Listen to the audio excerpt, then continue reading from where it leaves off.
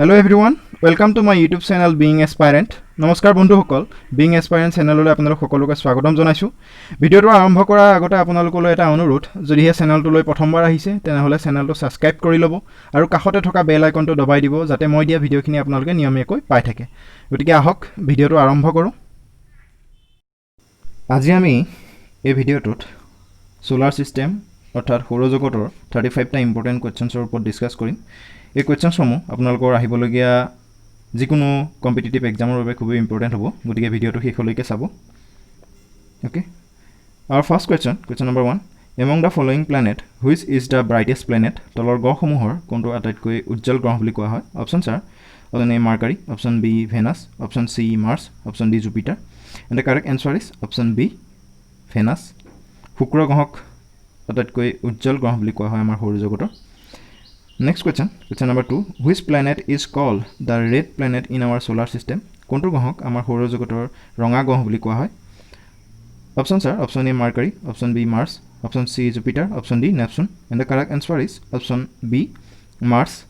মঙ্গল গ্ৰহক ৰঙা গ্ৰহ বুলি কোৱা হয়। Okay, next question number 3, the largest planet in our solar system is? আমাৰ সৌৰজগতৰ আটাইতকৈ ডাঙৰ গ্ৰহ কোনটো? Options are option A Jupiter, option B Earth, option C Venus, option D Mercury, and the correct answer is option A Jupiter. বৃহস্পতি গ্ৰহটো হ'ল আমাৰ সৌৰজগতৰ আটাইতকৈ ডাঙৰ গ্ৰহ। Next question number 4, what is the fifth largest planet in our solar system? আমাৰ সৌৰজগতৰ পঞ্চমটো ডাঙৰ গ্ৰহ কোনটো?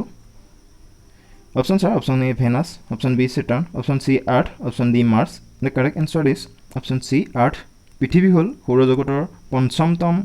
ডাঙৰ গ্ৰহ। Okay, next question number 5, who discovered that the earth revolves around the sun? কোনে এইটো আৱিষ্কাৰ কৰিছিল যে পৃথিৱীয়ে সূৰ্যৰ চাৰিওফালে গতি কৰে? Options are option A Galileo Galilei, option B Isaac Newton, option C Albert Einstein, option D Johannes Kepler, and the correct answer is option A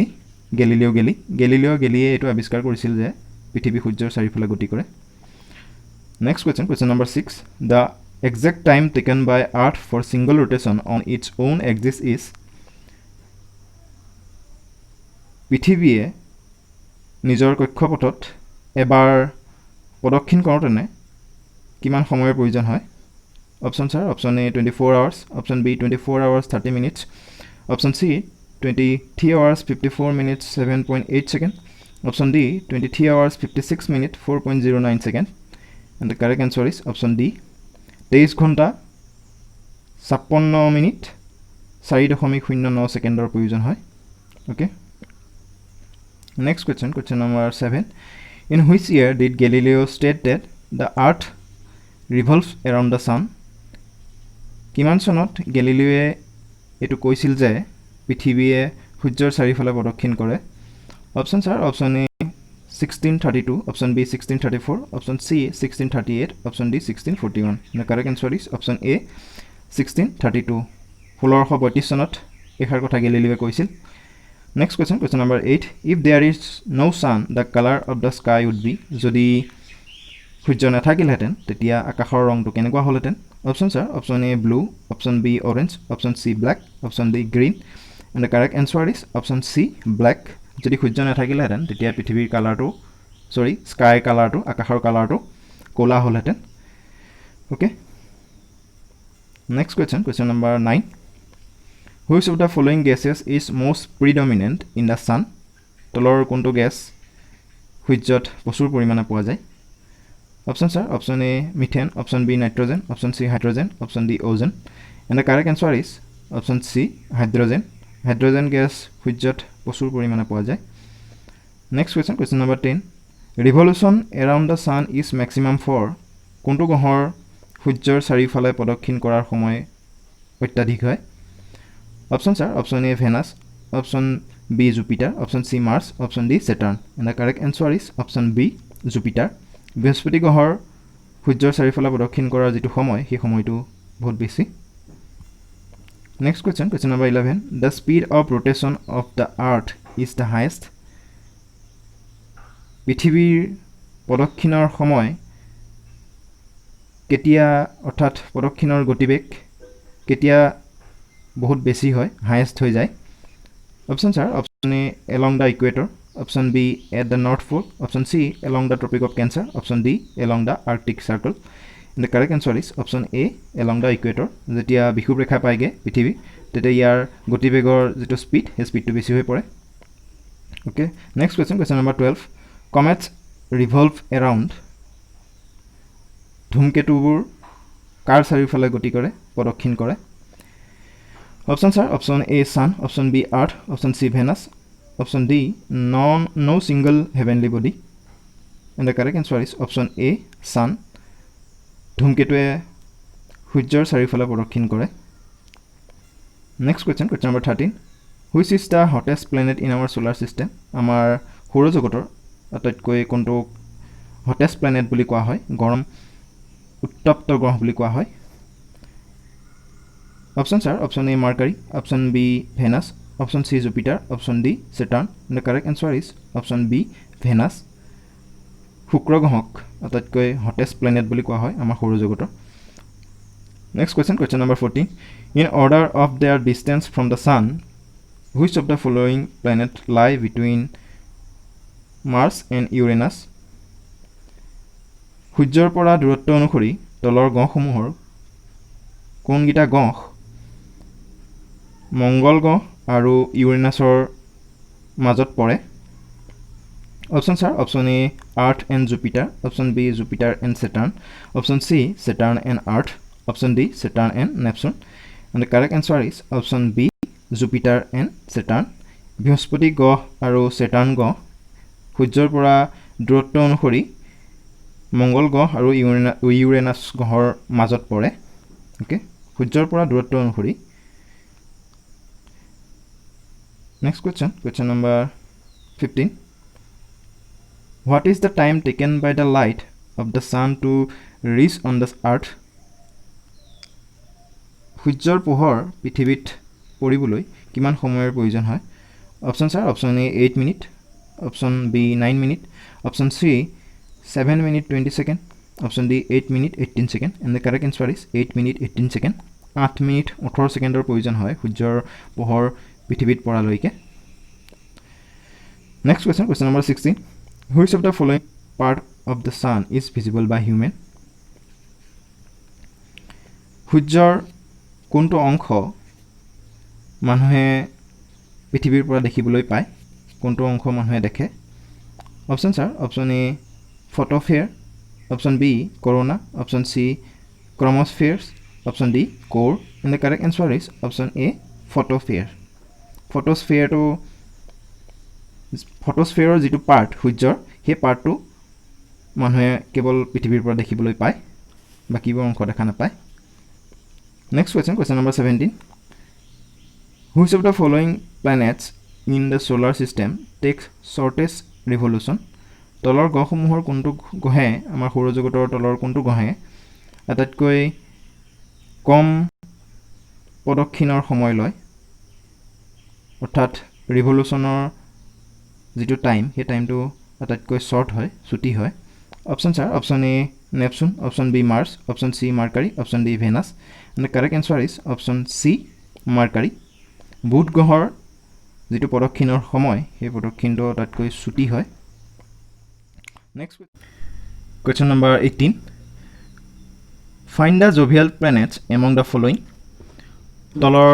গ্ৰহসমূহৰ jovial planet to কোনটো বাছি উলিওৱা options are option A Mars option B Earth option C Venus option D Uranus and the correct answer is option D Uranus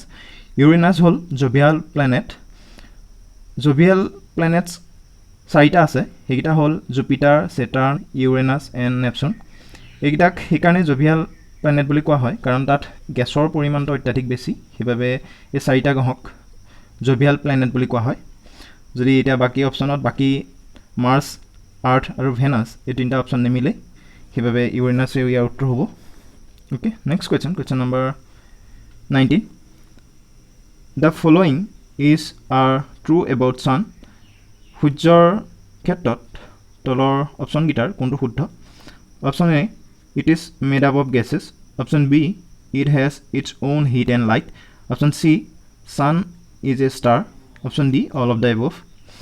And the correct answer is option D, all of the above. আটাইকেইটাই শুদ্ধ হ'ব কাৰণ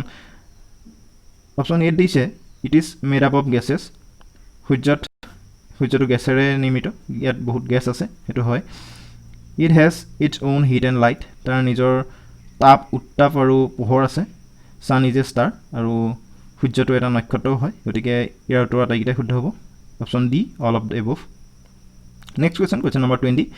the different group of stars is known as বিভিন্ন নক্ষত্ৰৰ যিটো group যিটো থোপ এই থোপটোক কি বুলি কোৱা হয় নক্ষত্ৰৰ এটা থোপক বা এটা গ্ৰুপক কি বুলি কোৱা হয় option sir option A constellations option B celestial body option C asteroid option D comet and the correct answer is option A constellations আৰু এৰ শুদ্ধ উত্তৰটো হ'ব অপশ্যন এ কনষ্টেলেশ্যনছ অৰ্থাৎ নক্ষত্ৰপুঞ্জ বহুতো নক্ষত্ৰৰ এটা থোপক কোৱা হয় নক্ষত্ৰপুঞ্জ অপশ্যন এ শুদ্ধ উত্তৰ next question number 21 the pole star is ধ্ৰুৱ তৰাটো কি সুধিছে option sir option A north star option B south star option C east star option D west star and the correct answer is option A north star অৰ্থাৎ উত্তৰৰ নক্ষত্ৰ বুলি কোৱা হয় উত্তৰৰ ষ্টাৰ বুলি কোৱা হয় মানে পোল ষ্টাৰটো যিটো ধ্ৰুৱ তৰা সি সদায় উত্তৰ দিশতে ওলায় প্ৰতিদিনে সেইবাবে তাক নৰ্থ ষ্টাৰ বুলি কোৱা হয় okay next question number 22 the sun is dash million kilometre away from the earth সূৰ্য পৃথিৱীৰ পৰা কিমান মিলিয়ন কিলোমিটাৰ দূৰত আছে option sir option A 100 option B 150 option C 200 option D 250 and the correct answer is option B 150 সূৰ্য পৃথিৱীৰ পৰা 150 million kilometre দূৰত্বত আছে okay next question number 23 the following planet is considered as earth twin তলৰ গ্ৰহসমূহৰ কোনটো গ্ৰহক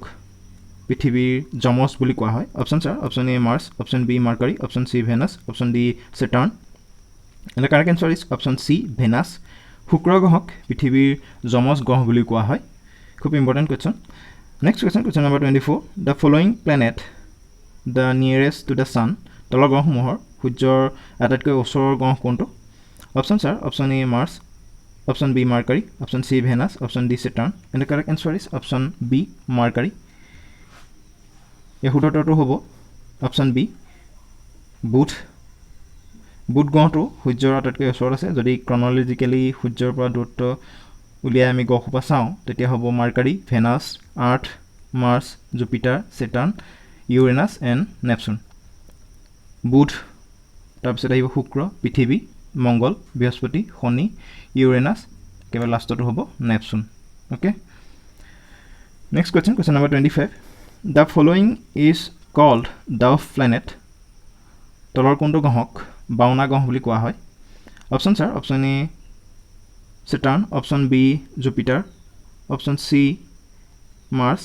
option D Pluto and the correct answer is option D Pluto is called dwarf planet বাওনা গ্ৰহ বুলি কোৱা হয় অৰ্থাৎ ই সূৰ্যৰ পৰা বহুত দূৰত্বত আছে বাবে ইয়াক ডাউফ প্লেনেট বুলি কোৱা হয় বৰ্তমান প্লুটোক আমাৰ সোলাৰ চিষ্টেমৰ এটা গ্ৰহৰ ভিতৰত ধৰা নহয় ইয়াক বৰ্তমান গ্ৰহ বুলি কনচিডাৰ কৰা হোৱা নাই কেনসেল কৰি দিয়া হৈছে next question number 26 which of the following planet is known as blue planet তলৰ গ্ৰহসমূহৰ কোনটো গ্ৰহক নীলা গ্ৰহ বুলি কোৱা হয় option sir option A Mars option B Mercury option C Venus option D Earth and the correct answer is option D Earth পৃথিৱীখনক নীলা গ্ৰহ বুলি কোৱা হয় next question number 27 the moon moves around the earth is about dash days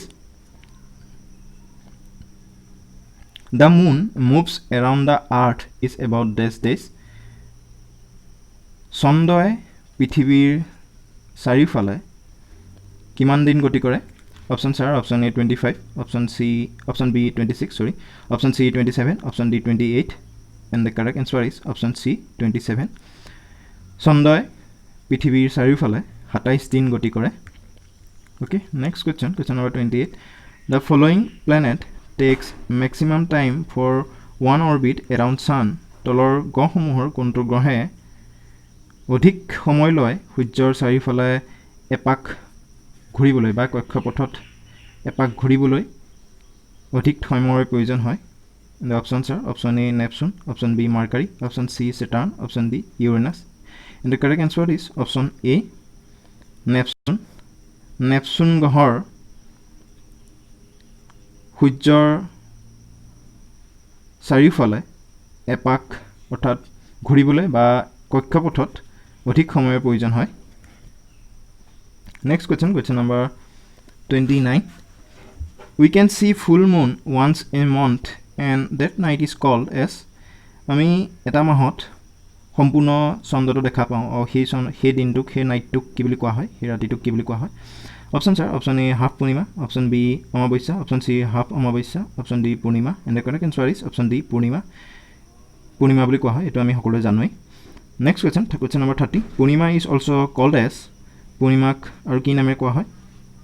option sir option A all moonlight option B full moon night option C half moon night option D new moon night and the correct answer is option B full moon night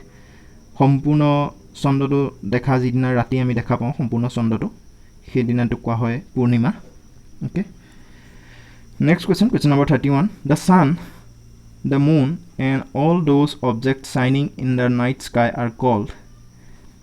সূৰ্য চন্দ্ৰ আৰু other objects যিবোৰে ৰাতি shining কৰি থাকে অৰ্থাৎ ৰাতি আমি আকাশত উজ্জ্বল দেখা পাওঁ সেইবোৰক কি বুলি কোৱা হয় option sir option A shining earth option B astrological satellites option C celestial bodies option D shining satellites and the correct answer is option C celestial bodies অৰ্থাৎ তাক কোৱা হয় জ্যোতিষ্ক সূৰ্য চন্দ্ৰ আৰু বাকি তৰাবোৰ অন্য অবজেক্টবোৰ যিবোৰে ৰাতি আকাশত জিকমিকাই থাকে বা শাইনিং কৰি থাকে সেইবোৰক কোৱা হয় জ্যোতিষ্ক next question number 32 which of the following is considered as star তলৰ গ্ৰহসমূহৰ তলৰ কোনটোক ষ্টাৰ অৰ্থাৎ নক্ষত্ৰ হিচাপে কনসিডাৰ কৰা হয় নক্ষত্ৰ বুলি কোৱা হয় Options are option A sun, option B earth, option C galaxy, option D moon and the correct answer is option A sun সূৰ্যক নক্ষত্ৰ বুলি কোৱা হয় আৰ্থ টু হল গ্ৰহ গ্যালাক্সি হল নক্ষত্ৰপুঞ্জ আৰু মুন হল উপগ্ৰহ গতিকে শুদ্ধ উত্তৰটো হ'ব A sun Surya next question number 33 movement of the earth on its axis is called as পৃথিৱীয়ে নিজৰ কক্ষপথত যেটো গতি কৰে সেই গতিক কি বুলি কোৱা হয় option sir option A revolution option B cycle option C rotation option D resolution the correct answer is option C rotation ইয়াক কোৱা হয় আবৰ্তন সূৰ্যই নিজ কক্ষপথত যেটো গতি কৰে সেই গতি কোৱাটোক কোৱা হয় আবৰ্তন কৰা okay next question number 34 which planet appears to be yellowish কোনটো গ্ৰহ দেখাত হালধীয়া বৰণৰ option sir option A asteroids option B Mars option C Uranus sorry S তো থাকি গৈছে option D Saturn and the correct answer is option D Saturn অৰ্থাৎ শনি গ্ৰহটো দেখিবলৈ হালধীয়া বৰণৰ okay next question number 35 and the last question of this video stars appears to move from নক্ষত্ৰবোৰ কোন দিশৰ পৰা কোন দিশলৈ গতি কৰা দেখা যায় option sir option A west to east option B east to west option C north to south option D south to west and the correct answer is option B east to west নক্ষত্ৰবোৰে পূবৰ পৰা পশ্চিমলৈ গতি কৰে okay আজিলৈ ভিডিওটো ইমানতে সামৰিছো যদি আপোনালোকে ভিডিওটো চাই ভাল পাইছে তেন্তে লাইক কৰিব শেয়াৰ কৰিব আৰু মোৰ চেনেলটো সাবস্ক্ৰাইব কৰি দিব কাষতে থকা বেল আইকনটো দবাই দিব যাতে মই দিয়া ভিডিওখিনি আপোনালোকে নিয়মীয়াকৈ পাই থাকে okay and thanks for watching